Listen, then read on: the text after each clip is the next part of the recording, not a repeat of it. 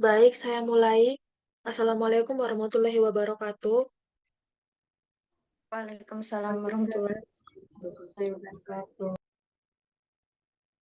Jadi di sini untuk memenuhi tugas hukum hak asasi manusia, kami akan menerangkan beberapa materi dari dua kelompok. Yang pertama adalah kelompok personal right dan yang kedua adalah kelompok universality.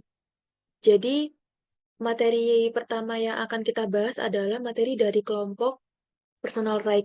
Dan di sini saya selaku moderator, Gait Shalifah Zahra dengan NIM 180 akan memperkenalkan anggota kelompok personal right terlebih dahulu. Yang pertama ada Priya Warsita dengan NIM 188, yang kedua ada Nur Islami Ulil Albab dengan NIM 172, dan yang ketiga ada Eko Nuril Hafiz dengan NIM 246. Jadi di sini mungkin nanti setiap anggota kelompok memiliki waktu selama 4 menit untuk menjelaskan materinya masing-masing. Bisa dipahami? Baik, Bisa. Kak. Baik, jadi di sini untuk yang pertama materi yang akan disampaikan dengan Saudari Nur Islami Ulil Albab dipersilakan untuk menyampaikan materi. Baik, di sini saya ingin menyampaikan mengenai materi saya, yaitu kebebasan berekspresi atau berpendapat sesuai dengan UU ICCPR. Yang pertama, hak atas kebebasan berekspresi dan berpendapat adalah untuk mengekspresikan secara bebas keyakinan dan pendapat melalui kata-kata secara lisan, tertulis, cetakan, gambar-gambar, dan cara-cara tertentu. Adapun beberapa dasar hukum yang mengatur selain dari UU ICCPR pasal 19, yakni yang pertama, hak atas kebebasan berekspresi dan berpendapat di Indonesia diatur dalam Undang-Undang Dasar 1945 pasal 28, pasal 28E ayat 2, pasal 28E ayat 3, dan pasal 28F. Yang kedua, Deklarasi Universal Hak Asasi Manusia atau DUHAM yang diadopsi Majelis Umum PBB pada 10 Desember 1948 melalui General Assembly Resolution 217A dalam kurung 3 dalam pasal 19 DUHAM. Yang ketiga, pasal 23 ayat 2 Undang-Undang Nomor 39 tahun 1999 tentang HAM. Selanjutnya, nah di sini masuk mengenai inti atau tema yang kita angkat, yakni kebebasan berekspresi atau berpendapat menurut Undang-Undang ICCPR. Indonesia meratifikasi ICCPR pada 28 Oktober 2005 melalui Undang-Undang Republik Indonesia Nomor 12 Tahun 2005. Kebebasan berpendapat tercantum dalam pasal 19 ICCPR, yakni hak orang untuk mempunyai pendapat tanpa campur tangan pihak lain dan hak atas kebebasan untuk menyatakan pendapat. Nah, di sini ada 3 ayat. Ayat yang pertama yakni setiap orang berhak untuk berpendapat tanpa campur tangan. Yang kedua, setiap orang berhak atas kebebasan untuk menyatakan pendapat. Hak itu termasuk kebebasan untuk mencari, menerima, dan memberikan informasi dan pemikiran apapun terlepas dari pembatasan-pembatasan secara lisan, tertulis, atau dalam bentuk cetakan, karya seni, atau melalui media lain sesuai dengan pilihannya.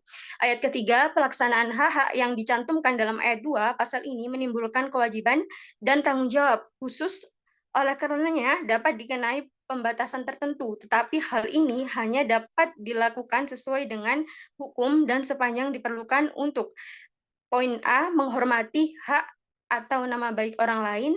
Poin B, meliputi melindungi keamanan nasional atau ketertiban umum atau kesehatan atau norma atau moral umum.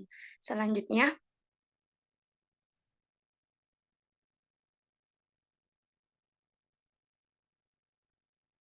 nah, bentuk pemerintahan kita ini kan menganut paham demokrasi yang menjunjung tinggi hak asasi manusia dan peraturan hukum sebagai pelindung atau payung hukum, di mana di antara keduanya itu terdapat banyak hak yang dilindungi, termasuk kebebasan berekspresi, berkumpul, dan berpendapat.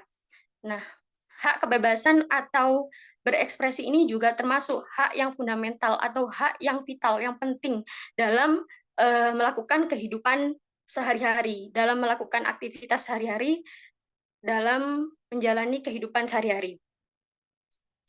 Setiap orang berhak untuk mengeluarkan atau menyatakan pendapatnya tanpa campur tangan orang lain, tanpa paksaan, tanpa hasutan. Hak tersebut juga mencangkup hak bebas untuk mencari, menerima, memberikan informasi seperti yang sudah dijelaskan dalam pasal 19 ICCPR di 3 ayat tersebut.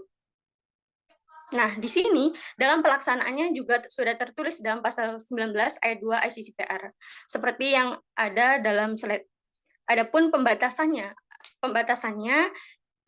secara khusus tertulis dalam ayat 3 ICCPR tadi, yaitu untuk menghormati hak atau nama baik orang lain, yang kedua melindungi keamanan nasional atau ketertiban umum atau kesehatan atau moral umum. Selanjutnya.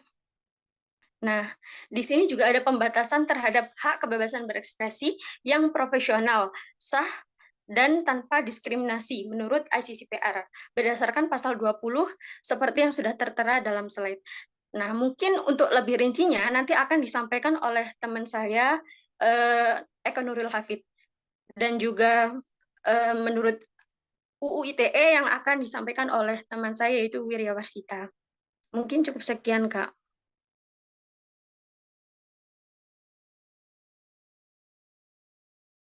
Baik, di sini untuk materi kedua, apa benar dengan materinya Eko Nuril? Iya, benar. Ya, jadi di Mungkin sini bisa untuk materi masuk. kedua langsung saja Saudara Eko Nuril untuk menjelaskan. Baik, eh, terima kasih moderator atas waktunya. Sini saya akan menjelaskan terkait dengan bagaimana sih pembatasan terhadap hak kebebasan berekspresi yang proporsional, sah, dan tanpa diskriminasi menurut SCCPR. Lanjut, slide selanjutnya. Nah, di sini di dalam prinsip Siracura ada beberapa batasan-batasan terkait dengan kebebasan berekspresi. Yang pertama itu ada prescribed pres, prescribed by law, yaitu pembatasan hak harus diatur dalam hukum dan harus mengacu juga kepada ICCPR agar pembatasan itu tidak berlaku semena-mena dan harus beralasan. Selanjutnya yaitu in a democratic society, yaitu pembatasan terhadap hak-hak kebebasan harus diterapkan dalam secara demokratis yang berarti sesuai dengan nilai-nilai demokrasi.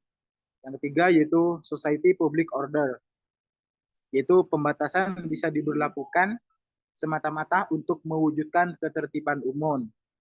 Itu selanjutnya public health, itu negara bisa melakukan pembatasan terhadap sebuah hak jika tindakan tersebut termasuk ke dalam tindakan yang dapat membahayakan kesehatan masyarakat atau individu. Selanjutnya itu public morals, yaitu pembatasan hak berdasarkan nilai-nilai yang ada di dalam masyarakat. Selanjutnya yaitu nasional atau national security. Itu pembatasan hak berdasarkan pada keamanan nasional, pembatasan yang dilakukan dengan alasan untuk menjaga eksistensi sebuah negara. Selanjutnya yaitu public security, yaitu pembatasan dengan alasan keamanan fisik maupun properti seseorang. Selanjutnya yaitu public safety, atau pembatasan dengan alasan keamanan fisik dengan properti seseorang. Selanjutnya yaitu rights and freedoms of others, atau order rights or reputation of others, yaitu pembatasan hak untuk melindungi hak dan kebebasan orang lain dan hak atau reputasi seseorang.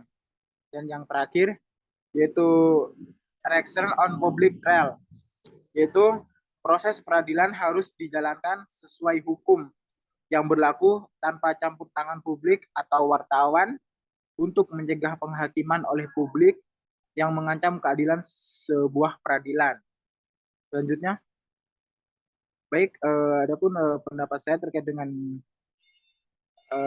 kebebasan berekspresi menurut SCPR ini, yaitu terkait dengan pembatasan ini, bahwa batasan yang sudah diatur dalam diatur bukan untuk hal yang mengekang dan tidak pula untuk membebaskan berpendapat, melainkan tujuannya itu agar kebebasan tersebut dapat berjalan dengan tanggung jawab serta serta tetap mengedepankan asas-asas seperti pembatasan dan diberi seperti pembatasan yang sudah diberi dan tidak boleh secara sewenang-wenang dan juga harus disertai dengan alasan sah mengapa pembatasan itu harus diberlakukan. Mungkin itu saja yang dapat saya sampaikan, moderator. Mungkin untuk presentasi selanjutnya mungkin bisa dijelaskan lebih lanjut kepada teman saya. Silakan, saya kembalikan ke moderator. Baik, untuk materi selanjutnya akan dijelaskan oleh Saudari Wiryawarsita. Saudari Wiryawarsita dipersilakan untuk menjelaskan materinya. Baik, terima kasih moderator sudah memberikan waktu kepada saya. Jadi, di sini saya akan melanjutkan mengenai bagaimana pembatasan hak kebebasan berekspresi dalam UU ITE tahun 2008 dan 2016. Jadi, Undang-Undang Nomor 11 Tahun 2008 tentang ITE sebagaimana yang telah diubah dengan Undang-Undang Nomor 19 Tahun 2016 ini merupakan undang-undang di Indonesia yang pertama kalinya dalam bidang informasi dan teknologi elektronik. Saya akan menyampaikan berikut isi dan poin mengenai Undang-Undang Nomor 19 Tahun 2016 mengenai ITE sebagai berikut. Yang pertama yaitu undang-undang ini tidak memberikan batasan yang terang dan jelas dalam pendefinian pencemaran nama baik. Yang kedua, tidak dipenuhinya unsur-unsur yang menjadi syarat dalam hal pembatasan hak kebebasan berpendapat. Yang ketiga, terdapat beberapa ketentuan yang tidak relevan dengan ketentuan perundang-undangan yang lain. Yang terakhir, dalam praktiknya, penggunaan undang-undang ini berdampak hampir ke seluruh lapisan masyarakat. Next. Selanjutnya, batasan apa yang diatur dalam Undang-Undang Nomor 11 yang kemudian diubah menjadi Undang-Undang Nomor 19 Tahun 2016. Jadi batasan-batasan mengenai kebebasan berekspresi di media sosial yang dimana setiap orang tidak boleh secara sengaja dan tanpa hak menyalurkan dan menyebarluaskan suatu informasi elektronik yang memiliki muatan melanggar kesusilaan seperti penghinaan dan pencemaran nama baik, pengancaman, pemerasan, berita bohong atau hoaks, dan muatan yang menimbulkan atau menciptakan rasa kebencian. Dari beberapa poin di atas, saat UU ITE tahun 2008 masih digunakan, diketahui bahwa sudah banyak korban yang dianggap menyalahi dan dari adanya pasal yang kurang rinci tersebut, sehingga timbullah multitafsir yang digunakan bukan pada bagiannya. Misalkan pasal-pasal yang digunakan untuk seseorang yang dianggap melakukan, mohon maaf, jadi pasal tadi itu sehingga memunculkan multitafsir yang digunakan bukan pada bagiannya. Misalkan pasal-pasal yang digunakan untuk seseorang yang dianggap melakukan penistaan agama atau pencemaran nama baik, dan dirubahnya undang-undang dari nomor 11 tahun 2008 ke Undang-Undang nomor 19 tahun 2016 ini diharapkan adanya bisa memberikan ruang atas kebebasan berpendapat melalui media elektronik. Akan tetapi hal itu malah semakin membuat masyarakat merasa ada batasan. Masyarakat itu takut untuk menyampaikan pendapatnya, dan seharusnya pemerintah menerapkan dan memberi ruang untuk masyarakat bebas dalam menyampaikan pendapat supaya berjalannya sistem pemerintahan juga baik serta masyarakat juga bisa memilih pemimpin mana yang akan dipilih. Next. Dan berikutnya saya akan membahas mengenai dengan mengkaji kasus-kasus yang ada saat ini, mengapa pembatasan hak kebebasan berekspresi dalam UU ITE bertentangan dengan ICCPR. Jadi, kebebasan berekspresi merupakan hal yang penting agar setiap orang dapat berpartisipasi dalam pengambilan keputusan, menerima informasi, menyampaikan kebenaran di publik secara umum. Menurut John Locke, kebebasan berekspresi merupakan tempat untuk mencari kebenaran yang ditempatkan sebagai suatu kebebasan berekspresi ini ke dalam instrumen HAM yang harus dilindungi karena seperti yang kita tahu bahwa Pasal 19 ICCPR memberikan kebebasan dalam hal berekspresi, mengungkapkan pendapat atau kebenaran terlepas dari media apapun yang digunakan baik secara lisan, tulisan, maupun secara langsung melalui media elektronik yang digunakan. Yang dimana kebebasan berekspresi ini juga telah tertuang pada UUD NRI 1954 yang terdapat pada pasal 29F yang berbunyi setiap orang berhak untuk berkomunikasi dan memperoleh informasi, mencari, memiliki, menyimpan, mengolah, dan menyampaikan informasi dengan segala saluran yang tersedia. Serta terdapat pada pasal 28E ayat 2 Undang-Undang NRI 1945 yang pada intinya menjelaskan bahwa setiap orang berhak untuk berpendapat tanpa gangguan dan dengan demikian negara dilarang mengintervensi terhadap hak kebebasan berpendapat tersebut. Akan tetapi dalam UU ITE ini kebebasan berekspresi sangat dibatasi seolah-olah semua orang yang berpendapat itu dianggap mencerminkan nama baik sehingga mudah sekali menjerat dan menganggap bahwa orang yang mengekspresikan pendapatnya telah melakukan tindakan yang melanggar HAM sehingga adanya UU ITE ini masyarakat sangat berhati-hati dan tidak bebas untuk menyampaikan pendapatnya, untuk berekspresi. Seperti itu, next. Dan di sini saya memberikan contoh kasus-kasus yang pernah menjadi sorotan yang rame pada waktunya gitu ya. Jadi yang pertama ini ada kasus Wadas. Kasus Wadas ini orang-orang masyarakat Wadas ini berekspresi menyuarakan pendapatnya dengan cara mereka ini menolak bahwa lingkungannya itu tidak menerima adanya tambang seperti itu ya. Dan karena lingkungan mereka ini sudah dianggap bahwa sering terjadi tanah longsor dan banjir dan segalanya macam bencana alam gitu. Jadi orang-orang yang melakukan atau menyebarkan pendapat ini malah mendapatkan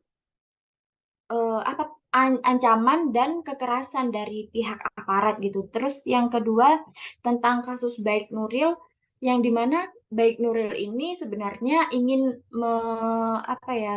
melindungi hak dia gitu. Jadi kasus dia ini dia diam-diam merekam si kalau tidak salah itu kepala desa atau apa gitu ya. Jadi dia itu merekam pembicaraannya itu yang dimana si pelaku Baik Nuril ini itu memiliki sudah melecehkan gitu secara tidak langsung melecehkan Baik Nuril gitu ya. Jadi Baik Nuril ingin melindungi dirinya sendiri gitu, memperoleh haknya. Jadi diam-diam diam-diam itu direkam gitu. Dan jadilah Baik Nuril ini dilaporkan atas pencemaran nama baik dan si Baik Nuril ini akhirnya ditetapkan sebagai tersangka. Dan yang ketiga ini kasus seorang ibu yang komplain terhadap rumah sakit, salah satu rumah sakit di Jakarta seperti itu. Jadi ibu ini mohon maaf sebentar. Jadi ibu ini itu mengeklaim komplain bahwa rumah sakit ini tidak bertanggung jawab atau tidak sepenuhnya memberikan pelayanan yang baik terhadap anaknya gitu. Jadi ibunya ini mengeluarkan pendapatnya, ekspresinya itu di sosial media. Dan si pihak rumah sakit merasa dicemarkan nama baiknya sehingga ibu ini yang malah justru menjadi tersangka dan ditahan. Dan yang terakhir itu kasus Haris Azhar dan Fathia yang rame yang pernah rame juga ya. Jadi kasus dia ini itu si Haris dan Fathia ini dianggap mencemarkan nama baiknya siapa itu Menteri Luhut apa ya? Luhut itu. Terus si Luhut akhirnya me, apa iya me-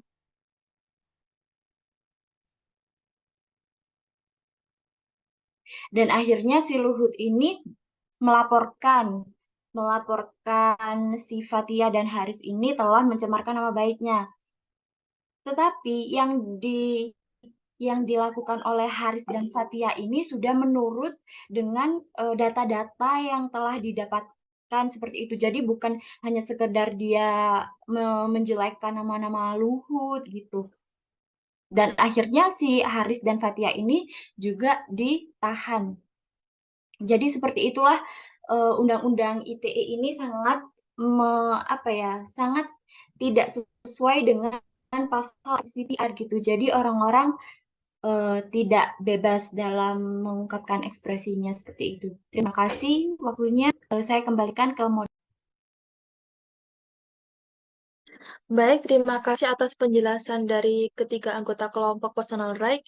Untuk selanjutnya, di sini saya buka sesi tanya jawab dengan dua penanya dan apabila ada yang bertanya silahkan untuk raise hand.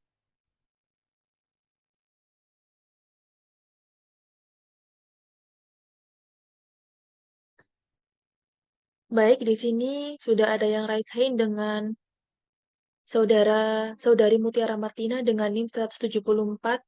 Dipersilahkan untuk menyampaikan pertanyaannya.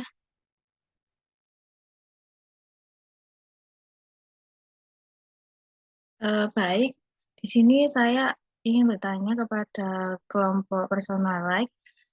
Tadi sudah dijelaskan bahwa UU ITE yang telah diubah, malah aturannya itu semakin membuat masyarakat tidak bebas dalam mengungkapkannya, pendapat maupun ekspresinya. Lalu, bagaimana upaya pemerintah agar masyarakat tidak gampang terjerat UU ITE jika mereka mengungkapkan ekspresinya di sosial media maupun di media lainnya, apakah aturannya perlu diubah lagi atau seperti apa ya?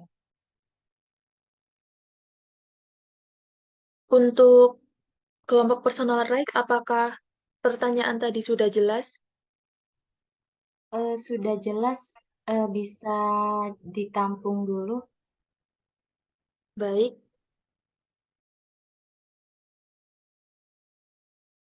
Moderator mungkin bisa untuk pertanyaan selanjutnya mungkin jika ada.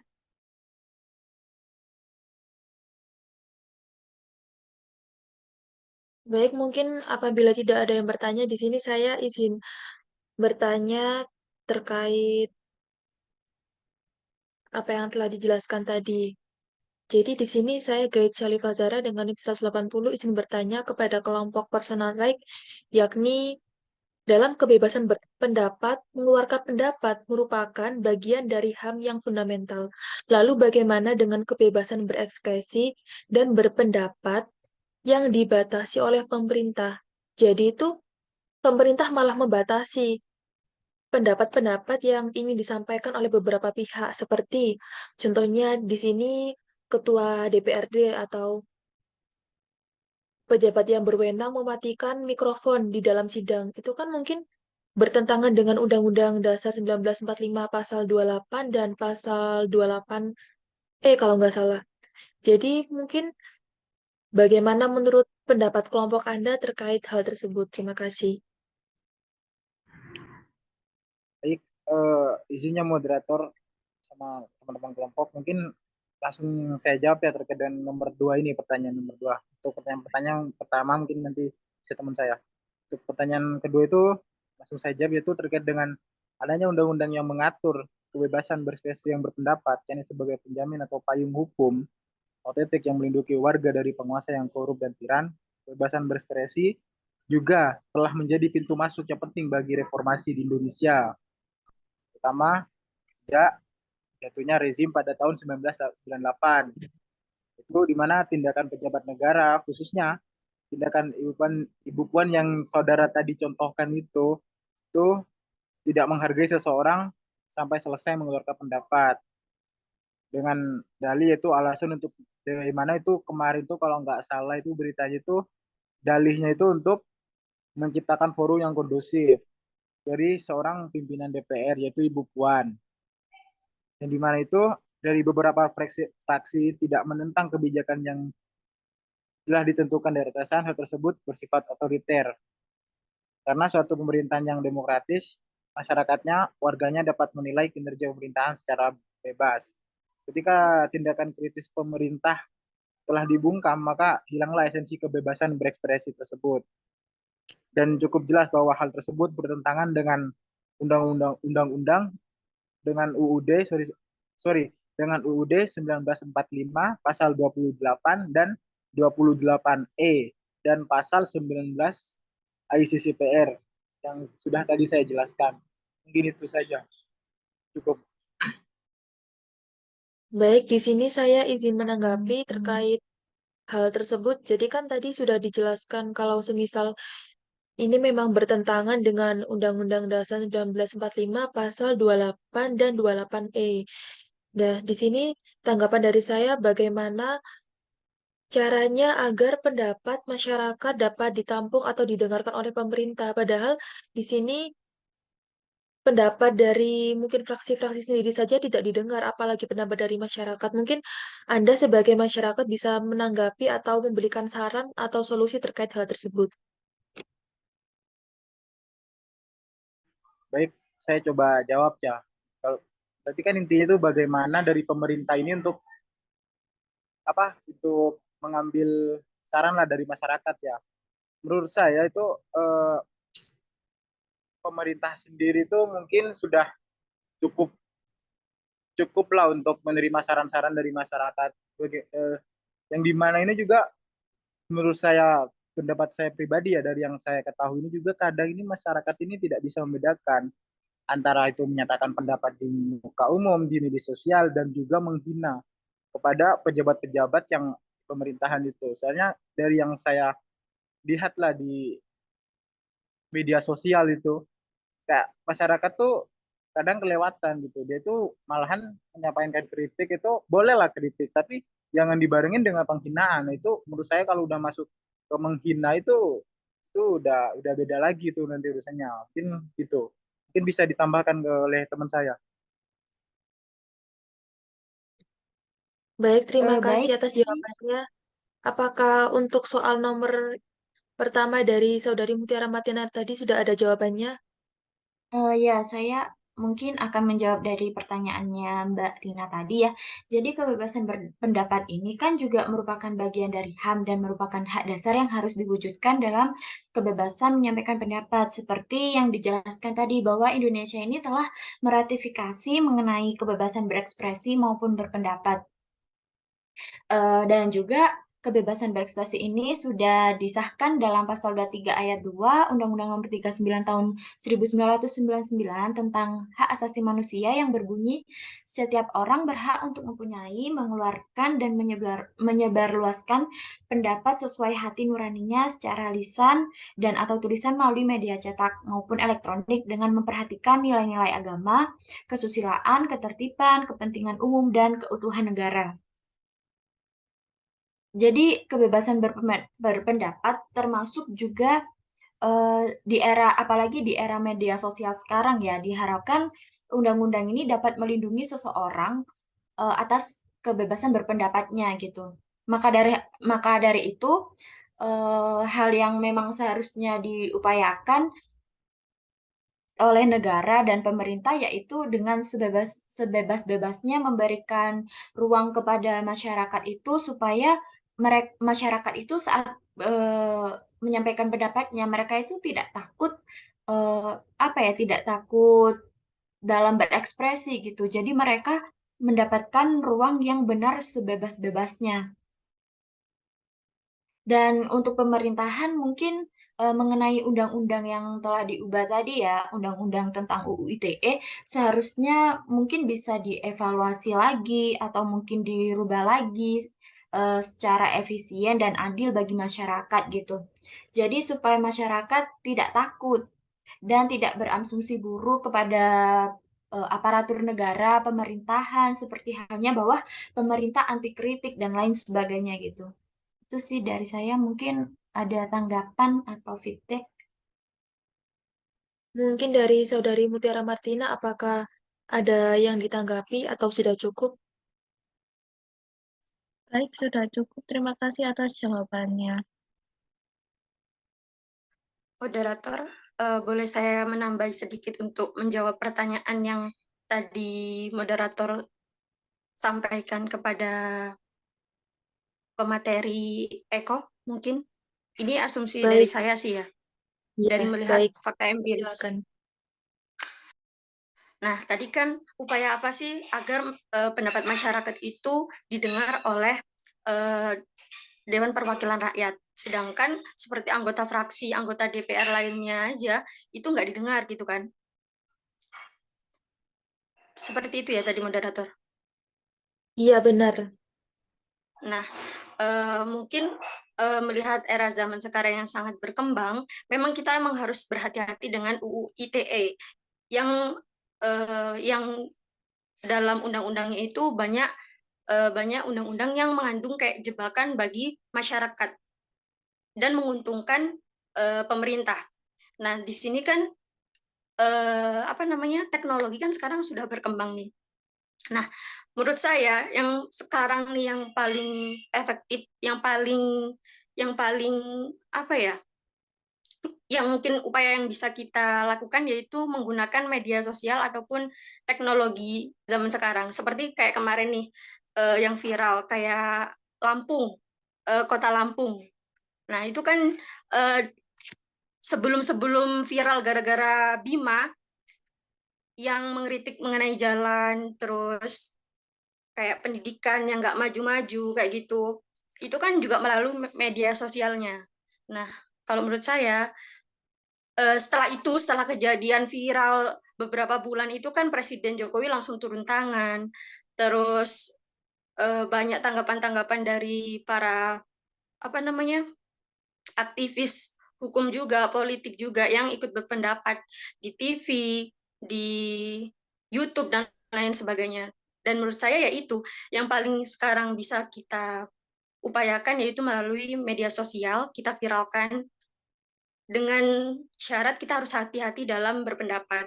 Yang kedua mungkin sekarang kan udah ini ya, zamannya udah beda kayak di eranya Pak Soeharto yang mana kayak jurnalistik, wartawan kayak gitu-gitu kan nggak boleh berekspresi, mahasiswa nggak boleh demo kayak gitu. Mungkin sekarang juga upaya terakhir kita mungkin sebagai mahasiswa juga bisa nih melalui demo kayak gitu, melalui demo, melalui kayak sekarang juga banyak nih banner-banner kayak di mana Aji Tangan nih misalnya menentang tentang apa namanya jalan satu arah itu kan udah ada nih banner-bannernya walaupun mungkin nggak didengar tapi kan kita sekarang udah boleh berekspresi melalui demo melalui memasang baleho ataupun banner seperti itu mungkin seperti itu maaf kalau Baik, lama ya terima Kak kasih moderator. atas. Iya, tidak apa-apa. Baik, terima kasih atas pernyataannya dan jawabannya yang sangat jelas dan sudah saya pahami.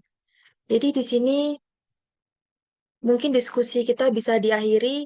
Jadi kurang lebihnya apabila saya terdapat kesalahan maupun hal-hal yang lain sebagai moderator, saya mohon maaf sebesar-besarnya. Kurang lebihnya, wassalamualaikum warahmatullahi wabarakatuh. Terima kasih moderator. Waalaikumsalam warahmatullahi wabarakatuh.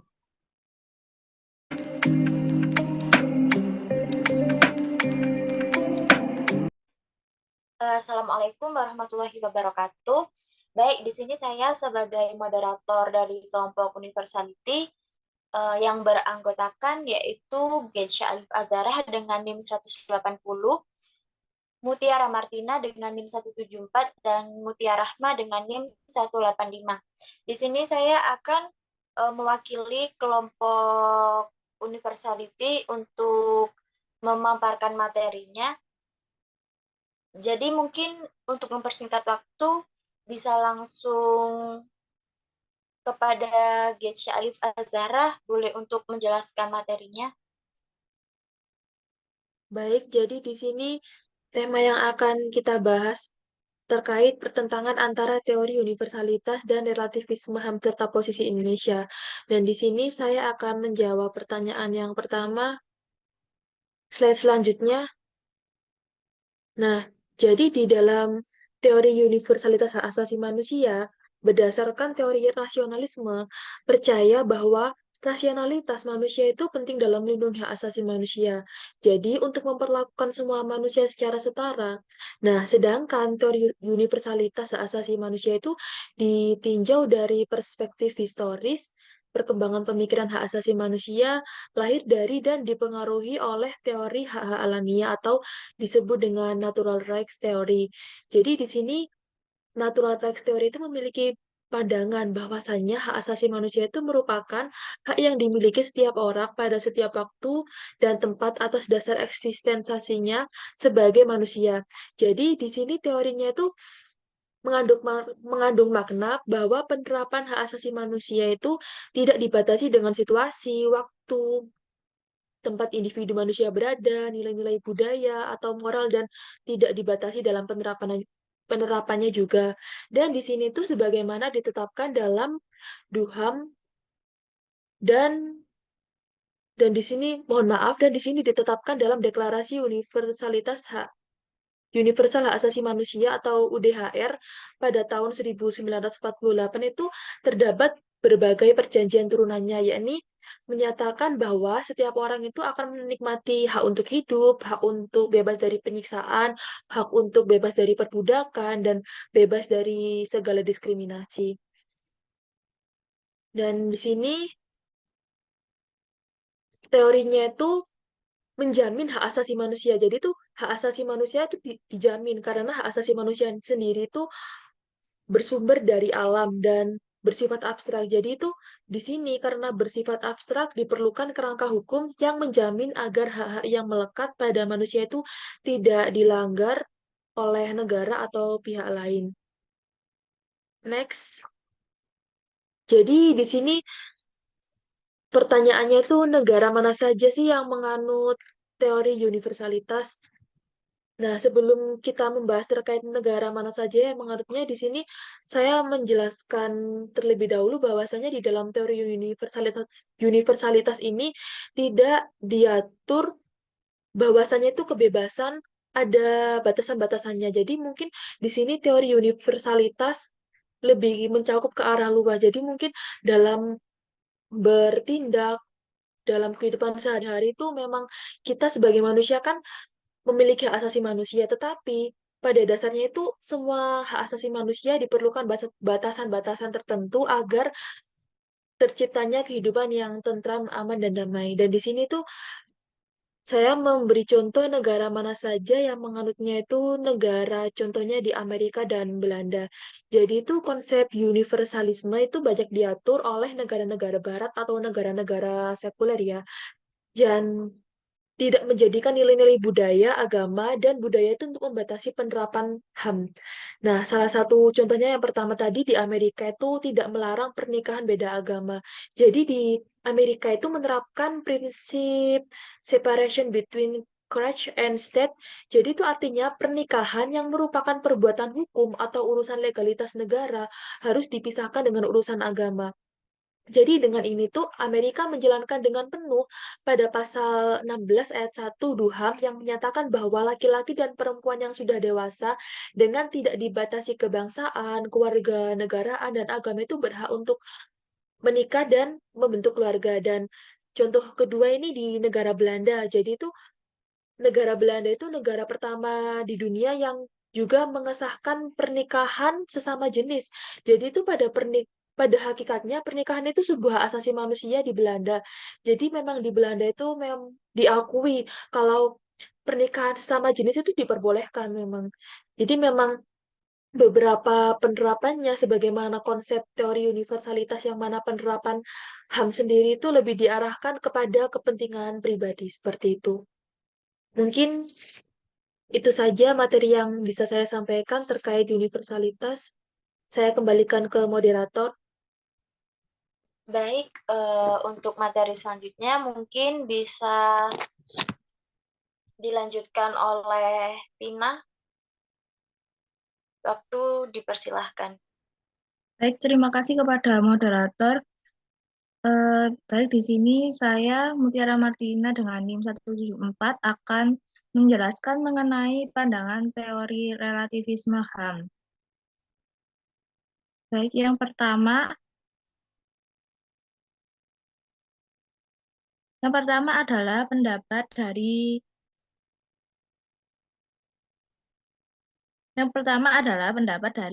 Bakramian tahun 2004 bahwa relativisme adalah sebuah pandangan bahwa nilai-nilai dan norma-norma kognitif, moral atau estetika tergantung pada sistem sosial atau konseptual yang mendukung mereka.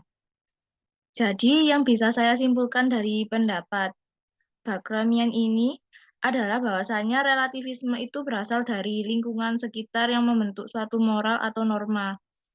Kemudian ada pendapat dari Rona K.M. Smith, teori relativisme budaya memandang hak asasi manusia berbeda-beda, terbatas pada wilayah tempat tinggal dan kebudayaan. Apa yang menjadi hak bagi suatu kelompok masyarakat belum tentu menjadi hak bagi kelompok masyarakat yang lain.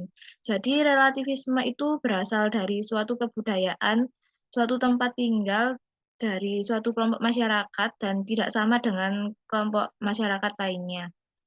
Jadi yang bisa disimpulkan mengenai relativisme yaitu mengacu pada hakikat penalaran bahwa apa yang dikatakan benar atau salah, baik atau buruk, tidak bersifat mutlak, tapi senantiasa berubah-ubah dan bersifat relatif tergantung pada individu, lingkungan, maupun kondisi sosial. Next. Ya, kemudian merupakan karakteristik dari teori relativisme budaya menurut Joshua Bryce. Yang pertama yaitu tiap budaya memiliki moral yang berbeda. Hal ini seperti pendapat Rona K.M. Smith yang sudah saya jelaskan, bahwa suatu kebudayaan itu tidak sama dengan kebudayaan milik kelompok masyarakat lainnya. Yang kedua, tidak ada standar objektif untuk menilai kode sosial yang satu dengan lainnya. Jadi nilai suatu tempat belum tentu dibenarkan, tapi bisa saja nilai tersebut baik di tempat lainnya.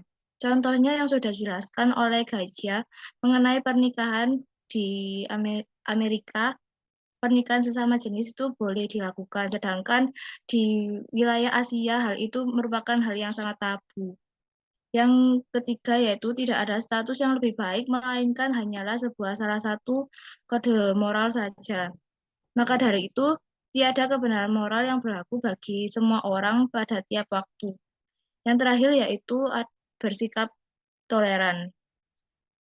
Dengan perbedaan budaya yang beragam, maka dari itu perlunya kita bersikap untuk toleran. Next.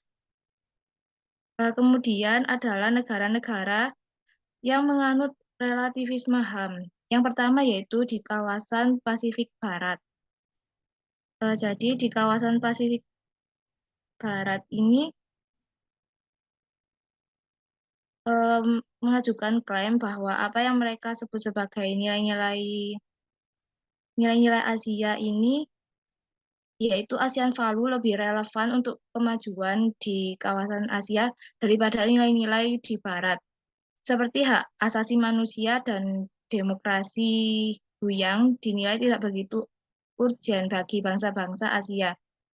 Pada konferensi dunia tentang hak asasi manusia di Wina tahun 1993, atas desakan negara-negara berkembang disepakati adanya kelonggaran tertentu yang diberikan PBB dalam pelaksanaan hak asasi manusia. Kemudian ada di kawasan ASEAN, pernah diadakannya deklarasi Bangkok yang menyatakan bahwa di samping HAM bersifat universal harusnya dipahami dengan memperhatikan pentingnya kekasan regional dan nasional dan beragam latar belakang historis, budaya, dan keagamaan. Walaupun deklarasi Bangkok tersebut menyebutkan HAM sebagai suatu konsep yang universal. Kemudian di wilayah Indonesia senantiasa mengutamakan kepentingan masyarakat secara keseluruhan, bukan hak individu. Dalam di Indonesia ini, hak manusia harus disesuaikan pada sejarah, agama, dan nilai-nilai budaya yang berlaku di Indonesia. Hak beragama sebagai hak individu adalah hak asasi yang melekat pada setiap diri manusia. Hak beragama juga menjadi hak kolektif masyarakat untuk dapat dengan tentram dan aman menjalankan ajaran agamanya. Kemudian ada hak asasi manusia menurut Islam. Jadi, secara filosofis pada prinsip Islam memandang hak asasi manusia sebagai anugerah dari Allah Subhanahu wa taala, sehingga semuanya manusia memiliki hak asasi semata-mata karena kemanusiaannya dan merupakan pemberian Tuhan, maka tidak ada yang berhak untuk mencabutnya selain Tuhan. Demikian penjelasan dari saya, selanjutnya akan saya serahkan kepada moderator. Baik, terima kasih atas penjelasannya. Untuk selanjutnya, waktu dan tempatnya saya persilahkan untuk Mutiah melanjutkan materinya. Ya, terima kasih atas kesempatannya moderator. Di sini saya Mutia Rahma Aulia Is'ad dengan NIM 185 akan menjelaskan kepada teman-teman sekalian mengenai apa sih teori penerapan HAM yang dianut di Indonesia dan kemudian bagaimana implikasi dari pandangan tersebut terhadap pemajuan dan perlindungan HAM di Indonesia. Jadi berdasarkan realitanya dengan memperhatikan norma-norma hukum positif dan norma yang hidup di masyarakatnya, Indonesia ini cenderung menganut teori relativisme dalam praktik penerapan hak asasi manusianya. Nah, mengapa demikian? Indonesia dikenal sebagai negara dengan keberagaman budaya, penduduk mayoritas Muslim, dan masyarakatnya yang memegang teguh nilai-nilai moral budaya dan agamanya. Sehingga menghendaki penerapan hak asasi manusia yang memperhatikan nilai-nilai budaya dan moral bangsa. Kemudian hal ini dibuktikan dengan adanya Pancasila sebagai landasan hidup kehidupan bangsa yang pada sila ke-1 ditegaskan ketuhanan yang Maha Esa, yang artinya dalam segala aspek kehidupan masyarakat Indonesia harus berpegang teguh pada nilai-nilai agama atau firman Tuhan mereka masing-masing. Oleh karena itu, pada aspek kehidupan bangsa di Indonesia sangat dipengaruhi oleh nilai-nilai agama. Nah, akan tetapi, jika ditinjau melalui fakta yuridis, Indonesia telah meratifikasi beberapa instrumen-instrumen HAM internasional yang menghendaki adanya teori universalisme dalam penerapannya. Dengan fakta ini menunjukkan bahwa Indonesia bagaikan berdiri di dua kaki. Nah, maksudnya secara idealis Indonesia ini ingin mewujudkan universalisme dalam penerapan hak asasi manusianya. Tetapi realitanya banyak sekali peraturan perundang-undangan yang membatalkan hal tersebut. Nah, next. Ya, jadi salah satu contoh atau suatu implikasi dari adanya teori relativisme yang digunakan dalam praktik penerapan HAM di Indonesia ini adalah mengenai hak melangsungkan pernikahan beda agama di Indonesia, yang dalam pasal 2 ayat 1 Undang-Undang Nomor 1 tahun 1974 tentang perkawinan mengatakan bahwa perkawinan adalah sah apabila dilakukan menurut hukum masing-masing agamanya dan kepercayaan itu. Nah, Indonesia ini sebagai negara mayoritas Muslim tentu melarang kelangsungan pernikahan beda agama ini, yang kemudian ditegaskan dalam pasal 40 dan pasal 44 Instruksi Presiden Nomor 1 tahun 1999 tentang kompilasi hukum Islam, yang pada pokoknya kemudian melarang perkawinan beda agama. Yang artinya kemudian penerapan HAM di Indonesia ini tidak bersifat universal, masih mempertimbangkan pembatasan nilai-nilai budaya dan agama. Nah, adanya hukum positif yang berlaku demikian di Indonesia, kemudian kontradiksi atau berlawanan dengan pasal 16 ayat 1 DUHAM atau Deklarasi Universal HAM yang mengatakan bahwa laki-laki dan perempuan yang sudah dewasa dengan tidak dibatasi kebangsaan, kewarganegaraan, atau agama berhak untuk menikah dan membentuk keluarga. Nah, adanya frasa tidak dibatasi kebangsaan, kewarganegaraan, atau agama menunjukkan bahwa penyusun DUHAM ini mayoritas negara-negara sekuler atau negara-negara barat yang cenderung berpaham universalisme. Next. Ya. Nah, tadi saya akan mencontohkan bahwa hukum positif di Indonesia ini ternyata bertentangan dengan instrumen HAM internasional.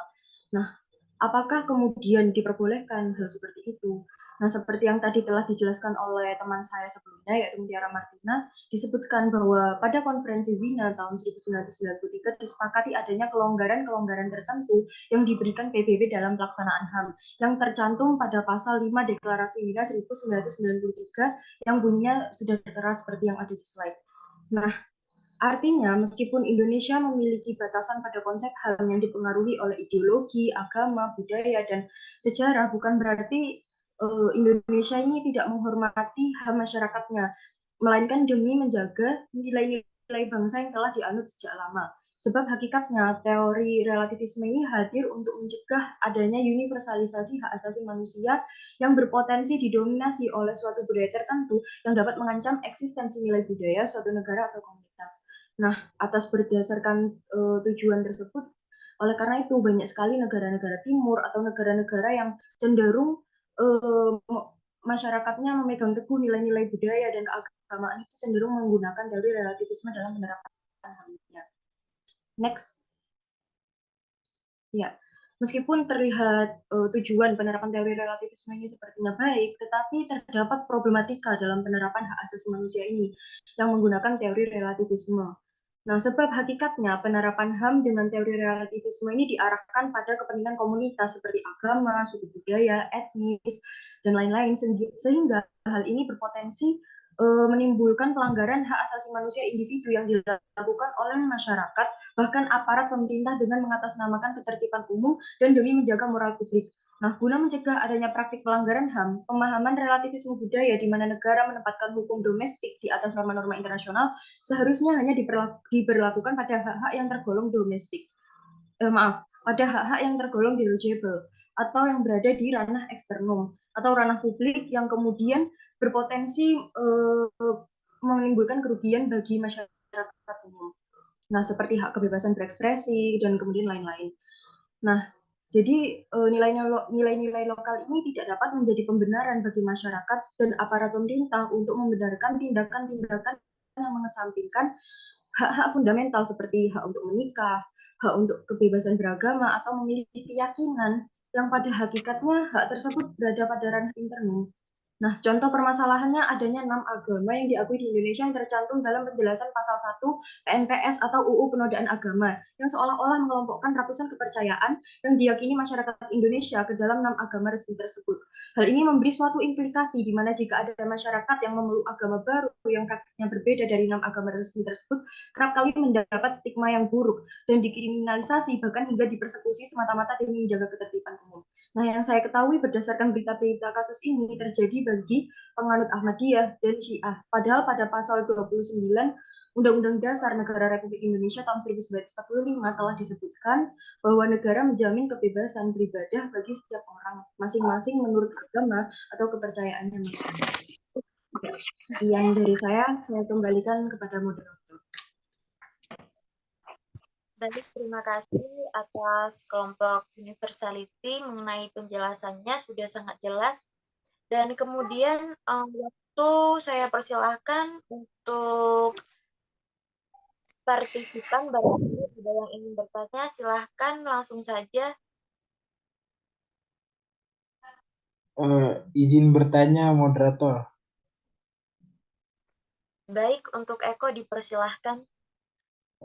Baik, terima kasih moderator. Pertanyaan saya itu, bagaimana jaminan kepastian hukum bagi penerapan HAM di Indonesia yang cenderung menganut teori relativisme.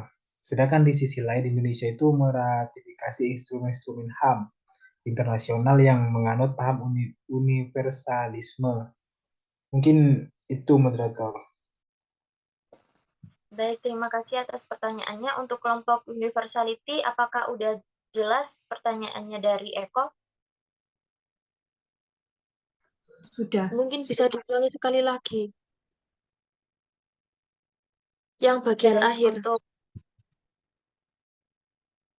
Untuk Eko silahkan diulangi lagi ya pertanyaannya. Baik, kalau gitu saya ulang kembali ya moderator. Yaitu pertanyaan saya itu bagaimana jaminan kepastian hukum bagi penerapan HAM di Indonesia yang dimana Indonesia itu cenderung menganut teori relativisme. Sedangkan di sisi lain juga Indonesia itu meratifikasi instrumen-instrumen HAM internasional yang menganut paham universalisme. Mungkin itu, moderator. Baik, terima kasih untuk kelompok universality. Apakah udah jelas pertanyaannya? Sudah. Untuk pertanyaan ini, apakah ingin ditampung atau ingin langsung dijawab? Ditampung dulu. Ditampung. Baik, apakah boleh saya untuk membuka pertanyaan lagi? Dipersilakan. Baik, silahkan untuk partisipan yang ingin bertanya secara langsung ya, langsung bisa bicara. Apakah tidak ada yang ingin bertanya lagi? Bertanya, Ya. moderator. Ya, baik, Izin. dipersilakan. Bagaimana sih implikasi relativisme HAM terhadap upaya penegakan dan perlindungan hak asasi manusia di tingkat nasional itu? Bagaimana untuk kelompok universality? Apakah sudah jelas pertanyaannya atau perlu diulang lagi? Sudah baik, jelas. sudah jelas. Oke, baik, dipersilahkan untuk kelompok universality jawaban dari dua pertanyaan tadi. Saya ingin menjawab pertanyaan dari Saudara Eko. Iya, silahkan. Nah, tadi saya simpulkan dari pertanyaan yang saudara ajukan tadi, disimpulkan bahwa apabila ada pertentangan antara hukum domestik dan internasional, lalu bagaimana kepastian hukum dalam pelaksanaan perlindungan HAM di Indonesia? Nah, jadi jika ada pertentangan tersebut, Indonesia ini memiliki kecenderungan mendahulukan hukum domestik di atas hukum internasional. Nah, di sini saya mengambil diskursus hak kebebasan beragama yang sering menjadi masalah dalam menghadapi pertentangan teori universalisme dan relativisme penerapan HAM di Indonesia. Nah, sebagaimana disebut dalam putusan MK nomor putusan MK nomor 140 PUU nomor 7 tahun 2009 yang menyatakan bahwa dalam memberikan pendapat tentang hukum dan keadilan yang dijunjung tinggi oleh Mahkamah tidak hanya didasarkan pada satu perspektif kebebasan beragama, tetapi juga berdasarkan berbagai perspektif lainnya, yaitu perspektif penegakan hukum, demokrasi, hak asasi manusia, ketertiban umum, dan nilai-nilai agama yang dianut Indonesia. Nah, adanya frasa berdasarkan ketertiban umum dan nilai-nilai agama yang dianut di Indonesia menyatakan bahwa penerapan HAM Indonesia yang relativisme lebih didahulukan atau diutamakan daripada penerapan instrumen HAM yang menganut universalisme. Jadi pada intinya meskipun Indonesia ini telah meratifikasi instrumen-instrumen HAM internasional yang menganut universalisme ini, dalam praktik penerapan HAM di Indonesia tetap mendahulukan hukum domestik atau hukum yang dianut oleh masyarakat Indonesia. Mungkin dari teman-teman saya ada pendapat lain bisa ditambahkan. Atau apakah untuk saudara yang menanya tadi sudah cukup? Atau ada feedback? Mungkin cukup.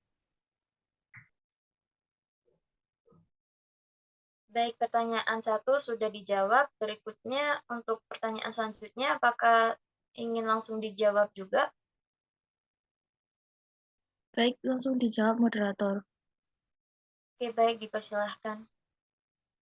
Baik, di sini saya akan menjawab pertanyaan mengenai dari Nur Islami, yaitu mengenai implikasi relativisme HAM terhadap upaya penegakan dan perlindungan hak asasi manusia di tingkat nasional. Jadi, implikasi relativisme HAM ini mencakup beberapa pertimbangan penting. Yang pertama yaitu tantangan universalitas. Relativisme HAM menantang ide bahwa hak asasi manusia adalah universal dan berlaku untuk semua orang dimanapun mereka berada. Pandangan ini berargumen bahwa konsep hak asasi manusia tidak bisa diukur secara objektif dan bervariasi sesuai dengan budaya atau konteks lokal. Ini dapat menghambat upaya penegakan HAM di tingkat nasional karena negara dapat menolak atau mengabaikan standar internasional yang diakui untuk melindungi hak asasi manusia.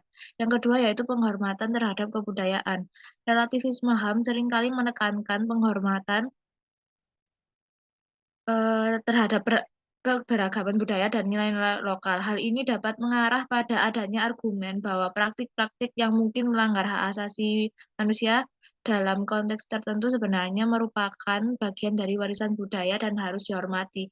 Implikasinya adalah bahwa negara mungkin tidak mengambil langkah-langkah yang diperlukan untuk melindungi hak asasi manusia jika itu bertentangan dengan norma-norma budaya atau tradisi tertentu.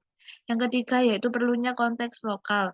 Relativisme HAM menekan perlunya pertimbangan konteks lokal saat menilai pelanggaran HAM. Hal ini dapat mengakibatkan penundaan atau pengurangan tindakan dalam menghadapi pelanggaran jelas karena ada upaya yang memahami dan mempertimbangkan konteks yang lebih luas, namun juga dapat membuka peluang untuk menyalahgunakan konsep relativisme HAM oleh pemerintah atau entitas lain untuk menghindari pertanggungjawaban atas pelanggaran HAM yang nyata.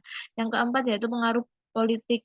Relativisme HAM dapat digunakan oleh negara-negara otoriter atau rezim otoriter untuk melegitimasi pelanggaran HAM yang dilakukan oleh pemerintah mereka dengan menekan nilai-nilai budaya atau argumen bahwa hak asasi manusia adalah konsep relatif. Pemerintah dapat menghindari kritik internasional dan mempertahankan kontrol atas warga negara mereka.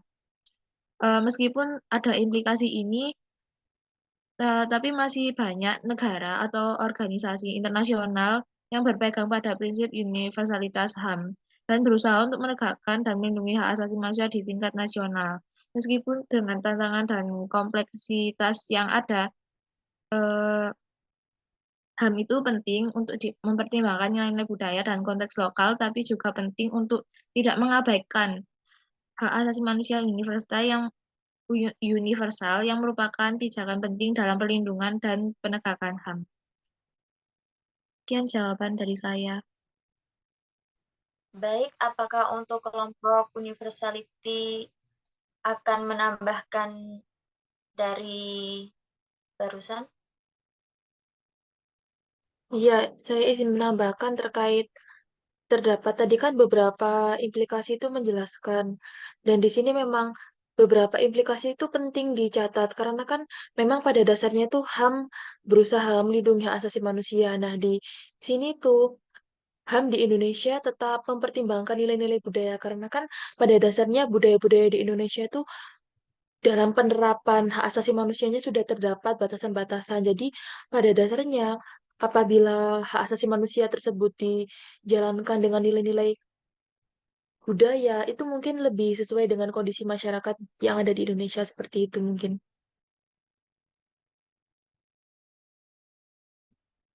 Baik, apakah sudah cukup penjelasan?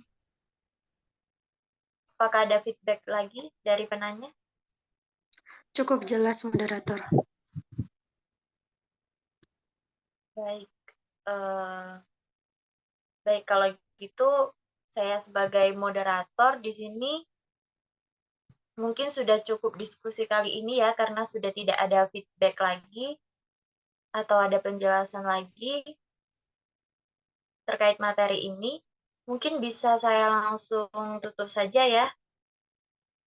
Baik, terima kasih atas diskusinya untuk malam hari ini. Saya sebagai moderator, mohon maaf jika ada kekurangan dalam jalannya diskusi pada hari ini. Saya akan tutup dan terima kasih atas waktunya. Sekian. Assalamualaikum warahmatullahi wabarakatuh. Waalaikumsalam Waalaikumsalam warahmatullahi wabarakatuh. warahmatullahi wabarakatuh.